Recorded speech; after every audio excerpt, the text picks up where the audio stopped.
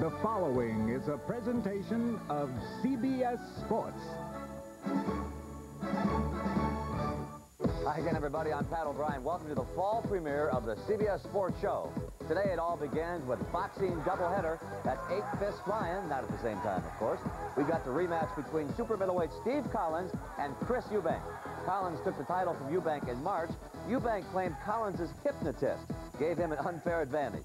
One thing is sure, the rematch was spellbinding. Also today, live, Simon Brown, the former 3-time world champion from Jamaica, is on the comeback trail. And is it a bird? Is it a plane?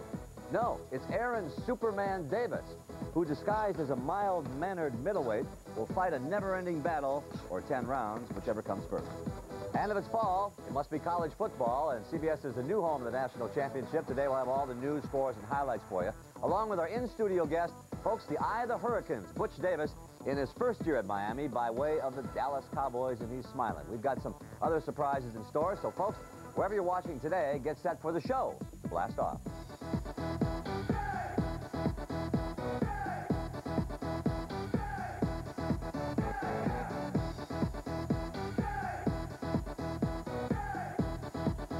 Well, there you have it, another opening, another show. After traveling throughout the country this summer with barnstorming stops in Boise, Biloxi, South Padre Island, we are back in our New York studios and glad to be here. What a show we put together to mark the occasion. Hard-hitting in the ring and some hard-hitting on the gridiron.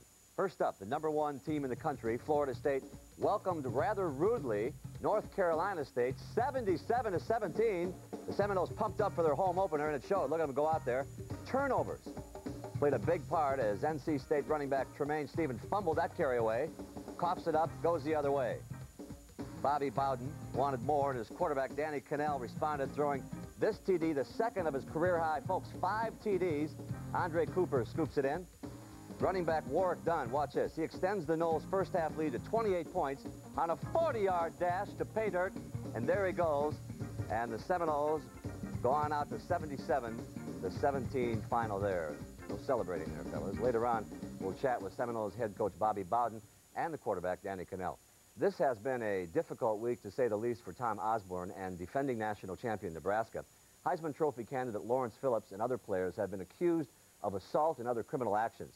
Diana Olick of CBS News has been covering the situation, and prior to kickoff, she filed this report on fan reaction down there in Lincoln. Now, all we've been seeing, reading, and hearing about the national champion Nebraska Cornhuskers is their shattered reputation. Players spending more time in court than on the field. And with all the bad publicity surrounding these once clean-cut, corn-fed players, you might think the fans would take their business elsewhere. Think again. Nebraska's a machine. One person doesn't make a team. They got guys to back them up. Even to fans who looked up to Lawrence Phillips, Lawrence Phillips is my favorite player. The star running back was not the only guy on the team. Huskers will roll today.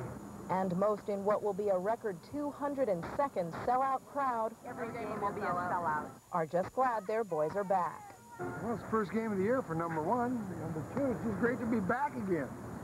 Wake up alive in the morning and come see them Huskers kick some butt. Which these fans fully expect them to do, with or without their hero, and despite their discouragement about the team's new reputation. I think that a lot of the Husker fans are disappointed, not only in what he did, but simply because he let down his teammates, he let down the coaching staff, and I would bet that a lot of Husker fans feel let down. But Huskers don't fall hard. Happens. And they keep coming back. Go Big Red. Team members would not talk to the media this week, but the university's athletic director told us that once the ball is in play, they won't be concentrating on anything else. But he also said that today's game would be a test of the team's ability to stick together under tough scrutiny and would be more telling than any other game this season as to whether these players can hold on to their national championship. Diana Olick, CBS News, Lincoln, Nebraska. And Diana will have more on the Nebraska story tonight on the CBS Evening News with Bob Schieffer. As for the #2 ranked Huskers on the field today against Arizona State, 63-21 at halftime.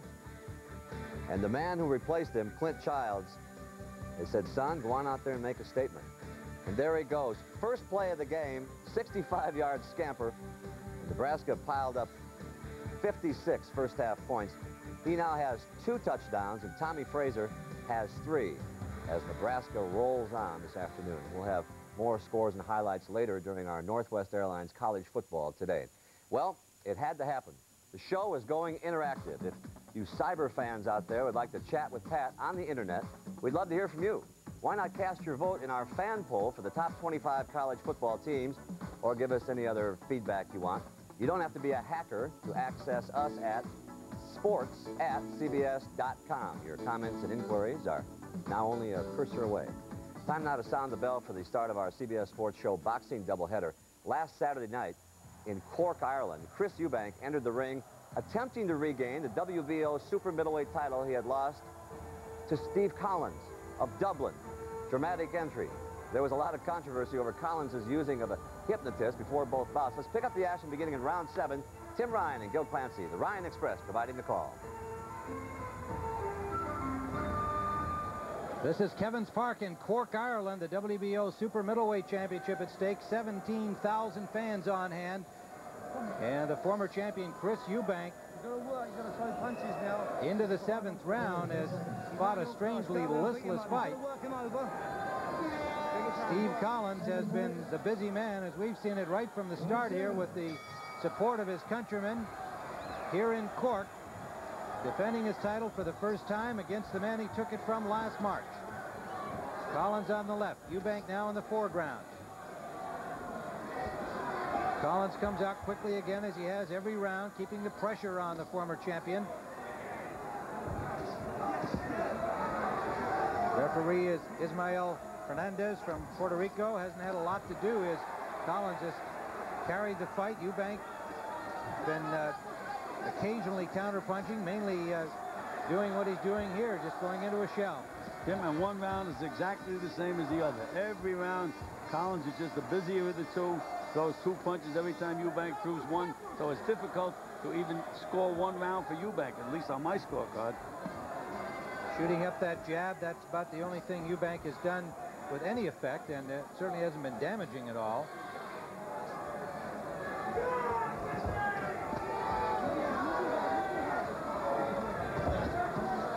Eubank put 3 punches together for the first time in the fight. Not that they landed, but at least he put them together. Collins occasionally wild and has been in earlier rounds, but he's just so busy that he still has landed with effect. He just backed up Eubank there with that combination. And Eubank did land a couple of good snapping left jabs in that exchange. Collins does not give Eubank any time to rest. Eubank seems intent on doing as much resting as he can. Here it is again.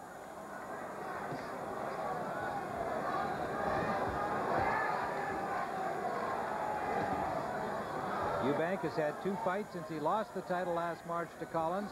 2 easy first-round KOs. Collins has not fought since March when he won the crown. Right to the head, left to the body from Collins. There's a right underneath from Eubank. About his best punch of the fight so far. Under a minute to go in the 7th. No follow-up by Eubank, however.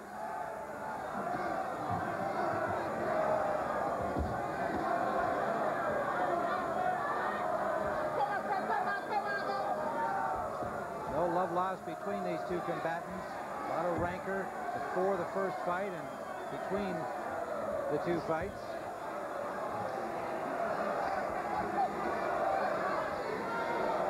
Collins winning a unanimous decision. Both fighters scored knockdowns in that fight. Now Collins backing up Eubank, who just smiles at him. Collins knocked down in the 10th round of the first fight, but won a close unanimous decision.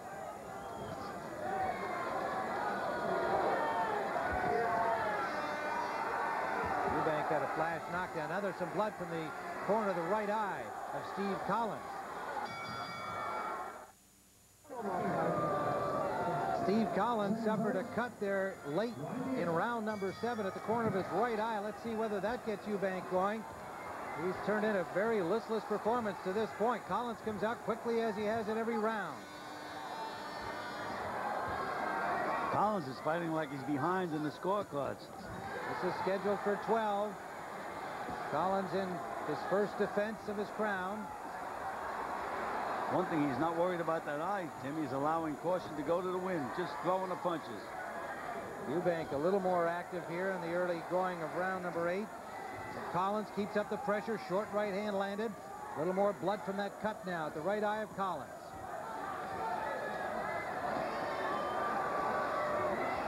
Eubank jabbing more persistently here than he has earlier in the fight. Well, he's got a little bit of a target to aim at now. He just looks a little more alive than he has to this point. But Collins continues to keep throwing punches, coming forward.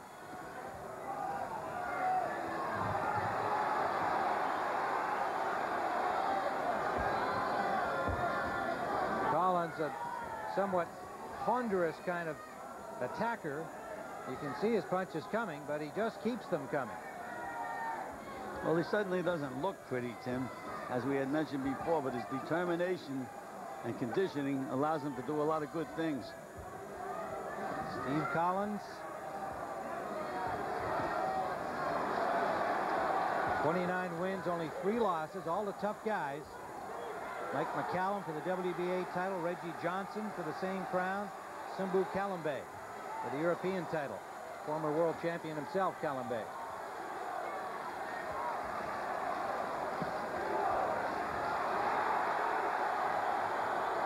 Well, Eubank seemed to try to seize the initiative with that cut late in the 7th round, but Collins just keeps up the pressure. He's relentless. Cut or no cut. That cut is bleeding profusely now, though, Tim. They better do a good job on it in the corner. Under a minute to go in the 8th.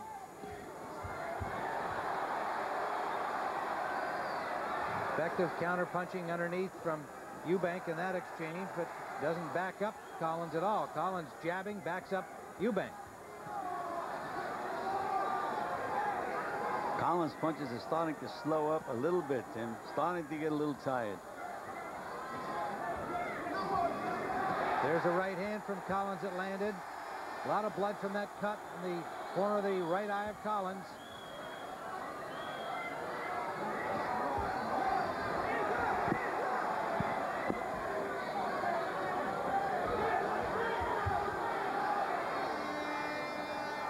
Final seconds of round number 8.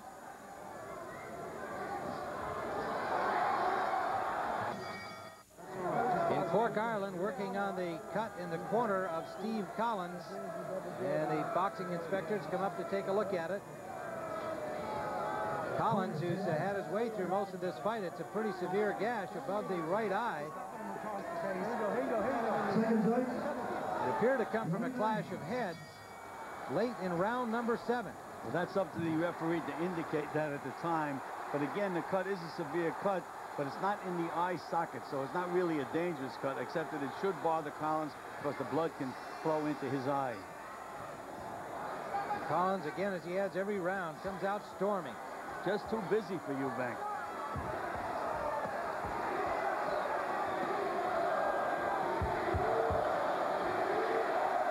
And again, Eubank goes back to his defensive shell, hands up, not throwing punches, occasionally one at a time. Eubank threw like 15 punches then before Eubank decided to throw one punch back.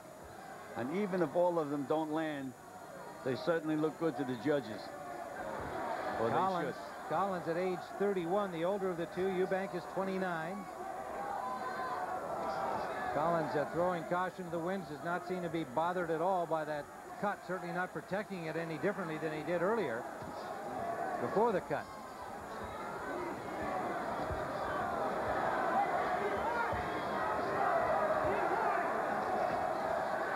Eubank trying to tag it.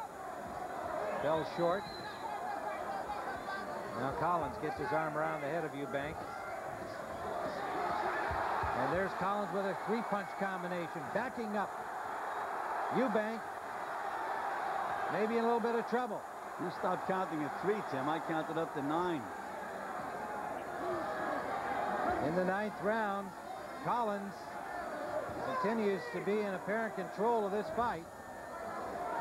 I just can't imagine what Eubank is thinking of or what his corner is thinking of. Somebody should tell him that he's way behind in the fight, that he's got to have to wake up again and start to move inside and try to throw hard punches. Landed one left hook and missed everything else in the last exchange. Collins just keeps coming forward. Again, Eubank does not counter when Collins throws those flurries. Once again, backing up Eubank.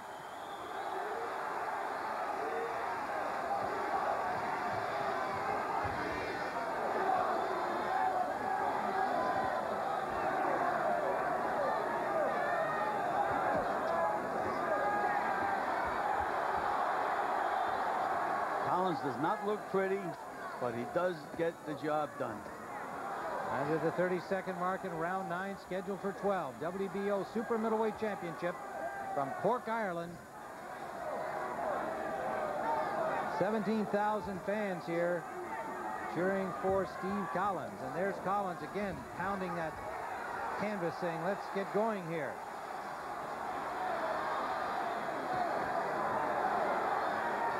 Eubank has not been much of a willing participant. Going back into the action in round number 9, Steve Collins, an example of the kind of pressure that he's had on the entire fight. Never stops throwing punches, Tim. And that seems to be the answer to handle Chris Eubank. Just can't stand his pressure. And can't stand fighting a busy fighter like Steve Collins. Now Eubank comes out with some life, throwing some punches. But Collins is right there punching back. We're in the 10th round. Collins' corner's done a good job with that cut over his right eye. Not proven to be a problem for him, despite some occasional blood from it. Vision has not been impaired. He's holding up here in the 10th. Well, this is a different Eubank that came out to start the 10th round, but Collins stayed right with him. Put him back in his place. But they must be telling Eubank in his corner that he needs a knockout to win this fight.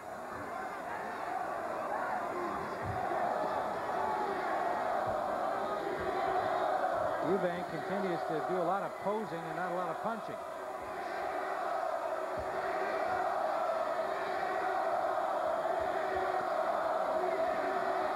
Collins continues to look like he'd like more of a fray than he's getting from the former champion.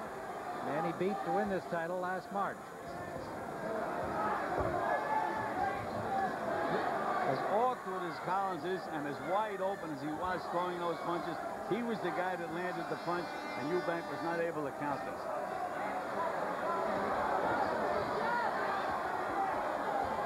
When he misses with that right hand, Collins, he's hanging right out there. There it is again, waiting to get nailed, but Eubank just does not have the reflexes to throw the punch back.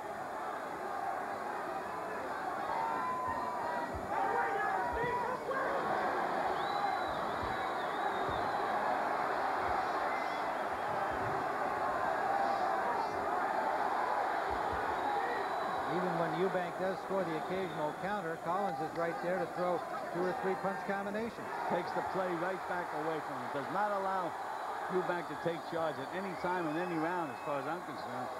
Collins backing him up again, and now tied up by Eubank. The referee separates them under a minute in round 10.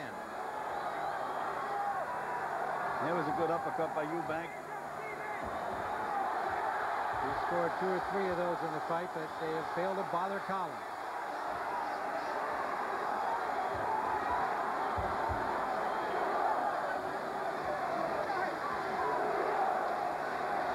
Again, some more of the posing from Eubank.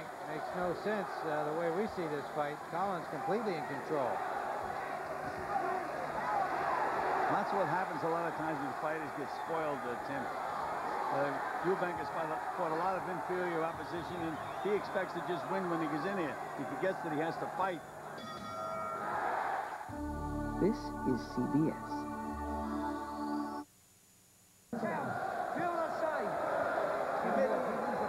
That was Ronnie Davis in the Eubank corner exhorting his fighter. Davis must feel that Eubank is way behind here as they open the 11th round, scheduled for 12. Collins on the left, Eubank on the right and goal. Well, Eubank showed some life in the last round, Tim, at the beginning of the round, and he started out the same way this round because, again, the corner man is after him to really get going, but it lasts for about 30 seconds, and he doesn't overwhelm Collins, and then Collins just goes about his business. Outworking Eubank all the time. WBO super middleweight title at stake. here at Kevin's Park in Cork, Ireland. 17,000 Irish fans chanting for Steve Collins.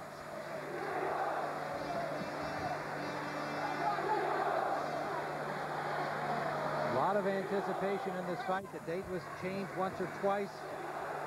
A lot of wrangling between the promoters. The boxers trashing each other in the media. And there's a good right hand by Eubank. That's his best punch of the fight. That was the kind of punch that can put a guy down, especially when you're tired in the latter round. But Collins didn't even shake. Little blood from the cut above the corner of the right eye of Collins, but not much. They've done a good job in the corner. Well, usually it takes like a round for the cut stuff to take hold, Tim. And he's had a few rounds to work on that cut, so it shouldn't really give him too much problem. And Collins continues with his pressure, scoring there to a wide-open Eubank. Collins has set a tremendous pace and carried it through. There's a right hand by Eubank, and scores two more inside. Finally, some effective counterpunching by Eubank. And that was the first time that Collins looked like he wanted to take a rest and grabbed the hold of Eubank and started walking around with him. There he's doing it again. Now they're going to stop in here to have a look at the cut. No, it isn't. It's not the cut. It's a loose piece of tape. Loose piece of tape on the glove of Steve Collins. And while they were cutting that tape off, the corner man went up and started to give Collins advice, which is a no-no. But there they are. They're all up there. And you see Ismael Fernandez, the referee, trying to stop that, but unable to do so. And they're ready to resume here in the 11th. Collins is showing some sign of fatigue here. We started this round at the same tempo he's shown through the first 10 rounds. I can't believe the attitude of the Eubank, though, Tim. He's fighting like he's way ahead in the fight. But look at Collins. Even though the punches are even more slow, he's still throwing them.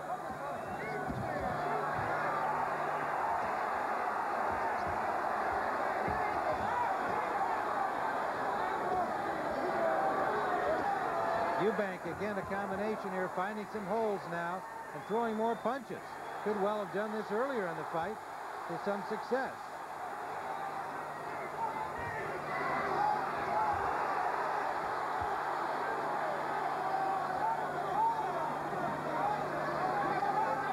Collins missing, Eubank failing to make him pay. Down, right? Throw them punches hard. He's going to lose the fight. You've got to knock him out. I'm trying to. I know what he is. Hey, he's been coming all night. I know he's been coming all night. So you can come and all. Go forward and bang him out. Right hands through the middle. You've got to stop him, Chris. Interesting dialogue between Ronnie Davis, the trainer Chris Eubank, and his fighter. You heard Davis tell him, you've got to knock him out to win. And you heard Eubank say he's been coming all night, as though he was surprised at the tempo set by Steve Collins. Well, he should have recognized that in the early rounds. The final round here for the WBO super middleweight title. Steve Collins defending against Chris Eubank, from whom he took this crown in March of this year. So his own trainer telling him that he needs a knockout to win. Let's see whether he can pull it off in the final round. I think he should have told him that about the 7th or 8th round, Tim, instead of waiting till the last round. Well, he may well have done so, and we didn't hear it, but nonetheless, he's at least being a realist here. Let's see if Eubank is. Let's see if the judges are. Right. That's always the case. But Eubank needs a knockout on our cards and in the eyes of his trainer. And there he's standing still after Collins had held him somewhat, as though the referee was going to prevent that. Defend yourself at all times. Collins missed an opportunity to deck Eubank. Now Eubank fighting with a little more fury here. Finally. He goes down, but again, I believe that'll be an off-balance push, not a knockdown. And yes, Ismael Fernandez, the referee, says no knockdown. Well, I think it was off balance and a punch, Tim. It wasn't really a push. Very questionable. It could have been a knockdown. Minute and a half to go in the fight. Eubank finally coming alive, but again, look at Collins saying he seems to like it this way. Banging his gloves together. He's been trying to get this fight into this tempo throughout. Well, he's wide open again, Collins, but gets away with it. Showing no respect for Eubank. Again, Collins fights like he's behind in the fight, which is the right thing to do with Eubank. You heard Eubank say to his corner, he's coming all night. He can't handle his pressure. Under a minute to go in the fight. The crowd, sensing victory for their man, strikes back into song.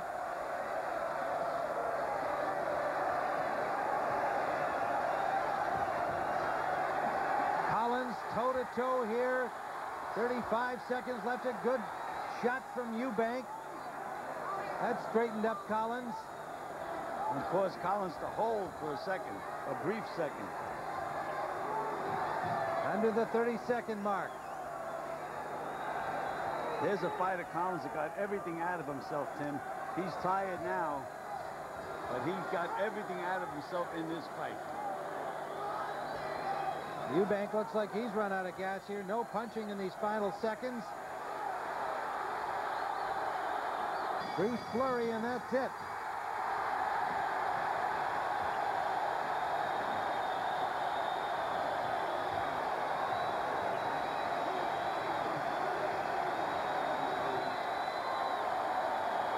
The Collins corner looks happy, awaiting the decision. And Steve Collins retained his title on a split decision. Considering the fight you and I just saw, it's amazing how one judge could score the fight in favor of Eubank. And our CBS Sports Show boxing doubleheader will continue shortly with live action from Atlantic City, a middleweight clash featuring former champ Simon Brown and Aaron Superman Davis. For more, let's check in with Tim Ryan. Well, thank you, Pat. We're in Atlantic City, New Jersey, where tonight on the boardwalk, the new Miss America will be crowned. This afternoon here at the Trop World Casino and Entertainment Resort, an important middleweight bout here on the CBS Sports Show. Two former champions, Simon Brown and Aaron Davis, will meet in a crossroads event. Simon Brown, one of the outstanding boxers of the 1980s, a three-time world champion. Aaron Davis, a former WBA welterweight champion. Both of these fighters know the meaning of this event. This is a very important fight. I mean, like you said, it's a must-win situation here. I approach this fight like I can't lose this fight. I got to win. When it's time to put the pressure on, I'm going to put the pressure on. When it's time to box, I'm going to box instead of just trying to fight all the time. When it's time to take a side step or take an angle step, I'm going to do it. A tantalizing matchup between two outstanding professionals. It's coming up in less than 30 minutes' time on the CBS Sports Show. Brown and Davis. Back to you, Pat. All right, Tim, that fight is coming up shortly, but next we'll have the premiere of the Northwest Airlines College Football Today. Butch Davis, the new head coach of the Miami Hurricanes, will join us live here in the studio, and we'll chat with Bobby Bowden of the #1 Florida State Seminoles and Gary Barnett of the #25 Northwestern Wildcats. That's all next as the show rolls on after a message and a word from your very own local station.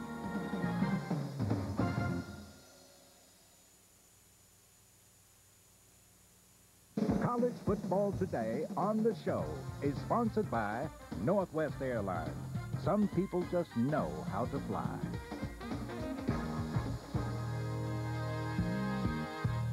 And welcome to the debut of the Northwest Airlines College Football Today here on the CBS Sports Show. Glad you're with us on this Saturday afternoon. We're bringing you all the news, scores, and highlights from now through the end of the season, a college season that culminates on CBS with the FedEx Orange Bowl on New Year's night. That'll match the Bowl Alliance's #3 and #5 teams. Then on January 2nd, we'll all be in Tempe, Arizona, where the Tostitos Fiesta Bowl will match #1 and #2 with the national title to be decided on the field. And folks, if you think people aren't focused on this, take you inside the Texas A&M locker room, where a photo of the Tostitos Fiesta Bowl is the first thing the Aggies see when they enter to suit up. And we're delighted to be joined today by a coach whose team plays its home games in the Orange Bowl and who hopes to be in the Bowl Alliance picture. It's Butch Davis.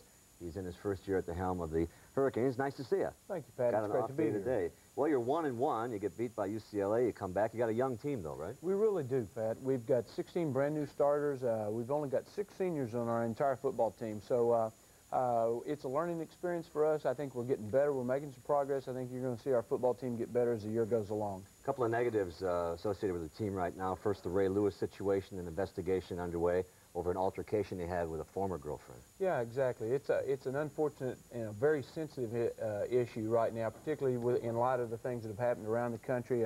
Ray did an excellent job in trying to get the thing resolved, and I think it's going to end up very positive. You think he'll play this season? Absolutely. All right. What about the probation? Now, this was before your time, too. We'll get the negatives out of the way here. But you're glad you came, huh? Yeah. But what about the probation situation? Will that come down this year, Coach? We're in hopes that it will. Our part of the investigation, Pat, has been completely finished. We've got all of our information turned into the NCAA. We're hoping to get an opportunity to get before the Infractions Committee sometime in October or November, and hopefully we'll get a resolution sometime, hopefully before the start of recruiting. Yeah, it'd be nice to get that out of the way, right? Whatever it is. How bad do you think it'll be? Or any way of knowing? It's very tough to say. You can compare our situation to other schools that have had probation over the last couple of years. Optimistically, we'd like to think that it's not going to be as serious as some of those, but until the NCAA actually rules, you don't know. We've been watching games all afternoon here, folks, and I got to be honest with you, we've seen some celebrations here. You got pegged for a celebration against UCLA. Was it UCLA? Or? Actually, it was in the Florida A&M game. Right. We scored a touchdown on a punt return, and the player took a helmet off about 5 yards from the sidelines at the end of the deal. And this is the Orange Bowl. Yeah. This last year. That's a different team, though, right?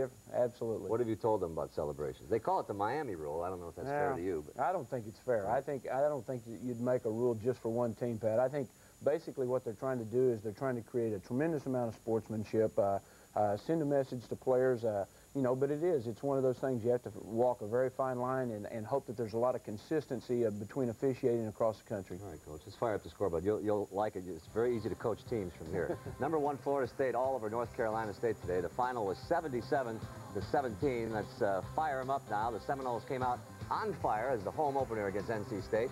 Pooh Bear Williams crashes in. That's what you got to do from 3 yards out, right, Coach? Absolutely. He's a big 270-pound fullback that really can punish you at the goal line.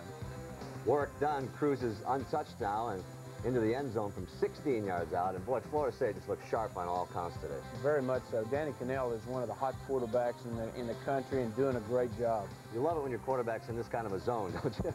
Oh, absolutely. He had 5 TDs today. You know, he's really throwing the ball with a lot of confidence. All right, 77-17 was the final there, a new school record for FSU. And after the game, we had a chance to talk with Victoria's head coach, Bobby Bowden, and we asked him about running up the score for the 2nd straight week. Well, we really tried not to embarrass them. You know, if you just take the football and lay down on the ground, I don't think any coach in the world would accept that. So we ran up the middle a lot there at the last. They made a couple of fumbles there the last possessions that I thought let it run it up. Danny had a big day, 310 yards, 5 touchdowns. What was going on with you today? Had it all happening? Yeah, I mean, I just felt really good out there early on. We got things clicking early, and I really let everybody work around me. Receivers did such a great job catching the ball, and the offensive line did an outstanding job. I really feel like our offense, when we get things going, the only people that are going to stop us is ourselves. I think you guys scared Butch Davis here, who got to watch a little bit of the game here. Coach Butch has got a question. Yeah, Bobby, congratulations. I was going to ask you, Bobby, how significant were the turnovers early in the game that your defense created? Well, that was very important because we wasn't doing anything other than that. I mean, it really scared me the way they took the football and just moved it up and down the field the first half. Thank goodness those turnovers set us up a couple of cheap touchdowns and really got us out front. But I hope our defense begin to find themselves there in the 3rd quarter. What stands in the way now for a national championship run? I think we're the only ones that are going to stop us is ourselves, and the defense is really starting to come along great, and they're doing a great job giving us great field position. So if we can keep playing as a team and keep improving every game, we should be in a great position. Of course, you got a tough game against Miami on October 7th. You looking forward to that one yet? Well, that's when you're going to find out what you got. You know, when you're playing somebody and you're heavily favored and you're a dominant team, and then there's a breaking point, then it's, you know, you get all the points you want. But when you play Miami and people like that, you don't get breaking points. Can we stir things up here, Coach? It's a little too early for us to get anything stirred up. We've got Virginia Tech next week. Well, that's right. You got to take them one at a time. It's hard not to look ahead to those big games, though. Florida State with a big win today, 77-17 was the final there. Nebraska at Arizona State, 63-21. They're in the 3rd quarter, and the defending national champions, they're riding a 26-game regular season win streak there, and Coach, they look great on the ground and in the air. Yeah, that's typical Nebraska, boy. They can really run up the score. They've got great athletes. Tommy Frazier has 4 touchdowns today, and they just didn't miss a beat all day long after that controversial week they had. Oh, I know it. And, you know, their ground game can really chew up an opponent. They can put the ball in the end zone from anywhere on the field. Clint Childs ran it 65 yards on the first play of the game, and Nebraska is leading 63-21 there in the third quarter. Texas A&M and Tulsa 52-9 is the final there. A big day for McElroy at 23 carries, 116 yards. A 28th straight win at Kyle Field. Quarterback Corey Polig gets his Heisman hopeful, Leland McElroy. This guy's good, isn't he? He really is. I know R.C. Slocum thinks he's the best running back in the country and one of the leading candidates for the Heisman Trophy. All right, and so Texas A&M rolls on there, and we'll have one more play here as a high five down there. That guy's a legitimate Heisman candidate there. 52-9 was the final there. We'll have more highlights and more scores. The coach and I right here from our New York City studios right after this. Stay with us.